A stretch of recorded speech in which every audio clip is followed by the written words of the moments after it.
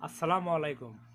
নেতা তো ওই ব্যক্তি যে ব্যক্তি নাকি আয়াতুল্লাহ আলী খামেনি তাকে নেতা কর যোগ্য। ৩৭ বছর আছিল, রাজত্ব করে গেছে, নিজের ঘর নাই, নিজের বেটারা থাকে রুমবারা।